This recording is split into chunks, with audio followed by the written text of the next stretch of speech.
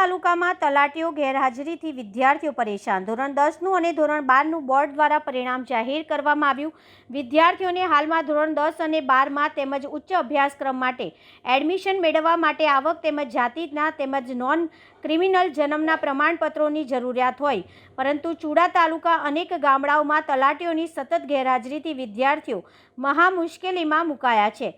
તલાટી કમ મંત્રીઓ માત્ર 1-2 કલાક જ ગ્રામ્ય કક્ષાએ હાજર રહેતા હોય તેવી અનેકવાર ફરિયાદો ઉઠી છે, પરંતુ પરિણામ શૂન્ય આવ્યું છે। તેમજ જન્મના કોરા દાખલાઓની સ્ટેશનરી મિસમેનેજમેન્ટના કારણે અછત જોવા મળી રહી છે। ત્યારે હાલ વિદ્યાર્થીઓ તેમજ વાલીઓ ચુડા તેમજ આજુબાજુના ગ્રામ્ય વિસ્તારમાં ધરમધખા ખાઈને પરેશાન થઈ રહ્યા છે। ત્યારે આ અંગે ચુડા ટીડીઓને રજૂઆત કરતા 8 થી 10 દિવસ સુધી જન્મના કોરા પ્રમાણપત્ર ઉપલબ્ધ કરાવવા માટે જણાવ્યું। ત્યારે વિદ્યાર્થીઓને એડમિશન મેળવવા માટે સહેલાઈથી જરૂરી પ્રમાણપત્રો ગ્રામ્ય કક્ષાએ તેમજ તાલુકા કક્ષાએ મળી રહે તે માટે તલાટી કમ મંત્રીઓ ચુડા સહિત ગ્રામ્ય વિસ્તારોમાં હાજર રહે તે માટે માંગ ઉઠી છે।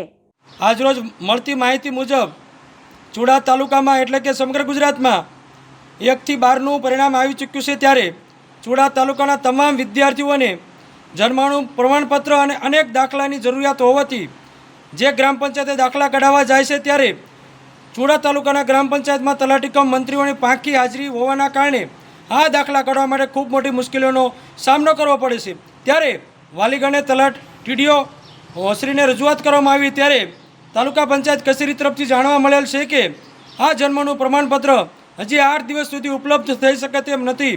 ત્યારે મારી ટીડીઓ અને મામલતદારશ્રીને નમ્ર વિનંતી છે કે આ જન્મનું પ્રમાણપત્ર તાત્કાલિક ધોરણે ઉપલબ્ધ કરવામાં આવે, તેમજ આપના તમામ તલાટી કમ મંત્રીશ્રીને તાકીદે સૂચના આપવામાં આવે કે જ્યાં સુધી વિદ્યાર્થીઓનું એડમિશનનું કામ પૂરું ના પડે ત્યાં સુધી તમામ તલાટી કમ મંત્રી પોતાના ગ્રામ પંચાયતના હેડક્વાર્ટર ઉપર ફરજિયાત હાજરી આપે એવી આશા રાખીએ છીએ।